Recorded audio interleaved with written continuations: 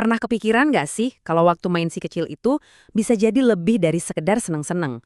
Nah, dalam beberapa menit ke depan kita bakal bongkar 8 permainan super simple yang kelihatannya sepele, tapi ternyata diam-diam bisa membangun fondasi kecerdasan anak buat seumur hidup. Jadi, gimana caranya main-main biasa bisa jadi sesi nge-gym buat otak? Jawabannya, kuncinya ada di pemahaman kita tentang apa yang sebenarnya terjadi di dalam otak anak umur 3 tahun yang super-duper luar biasa itu. Yuk kita bedah bareng-bareng. Oke, jadi ini dia peta kita. Pertama-tama, kita bakal ngintip kehebatan otak anak usia 3 tahun. Terus kita lanjut ke permainan spesifik buat logika dan fokus, juga buat kata-kata dan ide. Nggak ketinggalan, kita bakal lihat gimana menari bisa bikin otak makin encer. Dan terakhir, kita simpulkan semuanya. Oke, kita mulai dari bagian kenapanya dulu. Kenapa sih ini penting? Karena otak anak umur 3 tahun itu berkembangnya luar biasa cepat. Bener-bener kayak sponge yang siap menyerap apa aja. Nah, sering kan kita dengar istilah perkembangan kognitif. Kedengarannya agak teknis ya, tapi sebetulnya apa sih artinya buat si kecil? Gampangnya gini, anggap aja ini tuh toolbox atau seperangkat alat mental utama buat anak. Alat-alat ini mereka pakai buat mikir, belajar hal baru, menjelajah, ngingat info, sampai mecahin masalah. Nah, permainan-permainan yang bakal kita bahas ini tujuannya buat ngasah setiap alat penting di dalam toolbox itu. Oke, sekarang kita buka toolbox pertama kita. Isinya, permainan-permainan yang fokusnya buat ngebangun logika, kemampuan mecahin masalah, sama konsentrasi. Kita mulai dari duo klasik yang nggak ada matinya. Pertama, labirin. Ini ngajarin anak buat mikir beberapa langkah ke depan dan merencanakan jalur. Terus yang kedua, puzzle. Wah, ini bagus banget buat ngelatih penalaran spasial. Gimana caranya potongan-potongan kecil bisa jadi satu gambar utuh. Dan coba lihat deh, ini keren banget. Cuma dari satu aktivitas yang kelihatannya simpel, kita bisa ngebangun banyak banget skill sekaligus. Mulai dari koordinasi mata dan tangan, sampai ngelatih kesabaran dan bahkan ketangguhan emosional mereka. Lanjut ke permainan ketiga, yang satu ini langsung nembak ke salah satu skill paling krusial buat belajar, yaitu kemampuan untuk fokus. Caranya gampang banget, cuma nyortir balok berdasarkan warna atau bentuk, terus kita bikin pola sederhana.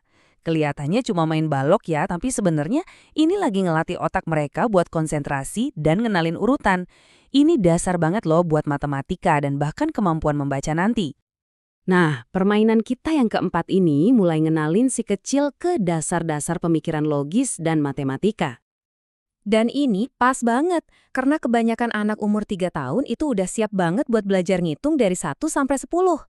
Jadi ini momen yang paling tepat buat mulai. Yang paling penting di sini tuh bukan cuma hafal angkanya, tapi menghubungkan konsep angka, misalnya kata 3, dengan jumlah benda yang nyata, kayak 3 buah jeruk beneran. Nah, koneksi antara ide dan benda nyata inilah yang jadi fondasi pemikiran logis. Oke, permainan kelima. Ini nih permainan yang seru dan simple banget. Tapi sebenarnya ini kayak lagi olahraga buat bagian otak yang tugasnya merencanakan dan fokus. Jadi, pas mereka lagi serius nyari-nyari perbedaan, otak mereka tuh lagi kerja keras loh. Mereka harus menyimpan satu gambar di ingatan sambil ngebandingin sama gambar satunya. Ini latihan yang mantap banget buat melatih perhatian ke detail dan juga konsentrasi. Oke, kita geser yuk ke toolbox berikutnya. Kali ini isinya adalah permainan-permainan buat ngasah bahasa, kemampuan analisis, dan juga pemikiran kreatif. Permainan keenam ini super seru dan cara yang asyik banget buat ngembangin kemampuan berpikir kritis sekaligus nambah kosakata anak. Jadi waktu main tebak-tebakan suara ini bukan cuma nambahin kata-kata baru di kamus mereka, tapi mereka juga lagi dilatih untuk menganalisis sebuah informasi, dalam hal ini suara, terus dari situ mereka menarik kesimpulan. Keren kan? Nah, permainan ketujuh. Kalau Anda perhatikan, anak-anak di usia ini tuh emang alaminya suka banget ngelompokin barang.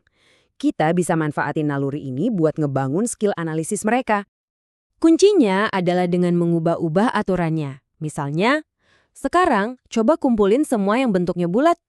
Dengan begini, kita ngajak mereka buat ngelihat benda yang sama dari sudut pandang yang beda-beda. Ini ngebangun fleksibilitas mental dan pemahaman mereka soal kategori jadi lebih dalam. Oke, sampai di permainan ke-8 sekaligus yang terakhir. Dan buat yang satu ini, kita nggak butuh mainan apa-apa loh, cuma butuh sedikit tempat aja. Yuk kita lihat gimana gerakan tubuh bisa nyambung langsung ke perkembangan otak. Menari itu bukan cuma soal gerak badan. Ini tuh aktivitas psikomotorik, istilah keren buat bilang kalau gerakan tubuh itu nyambung banget sama proses mikir di otak dan sistem saraf.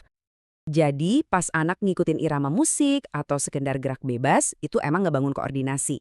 Tapi lebih dari itu, manfaatnya gede banget buat ngebangun rasa percaya diri, skill sosial, bahkan keberanian mereka buat nyoba hal-hal baru. Oke, setelah kita bahas 8 permainan tadi, pertanyaannya sekarang, apa sih benang merah dari semuanya? Nah, ini dia poin paling penting yang perlu kita ingat. Buat balita, bermain itu bukan waktu istirahat dari belajar. Justru, bermain adalah proses belajar itu sendiri.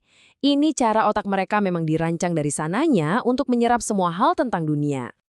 Setiap permainan yang kita bahas tadi, mulai dari main balok sampai menari, itu ibarat benang-benang yang kita tenun.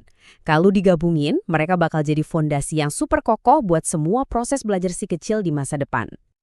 Dan yang paling asyik, Anda bisa langsung mulai sekarang juga loh. Cukup dengan beberapa menit main bareng yang seru, Anda sudah memberikan manfaat yang luar biasa untuk seumur hidup mereka.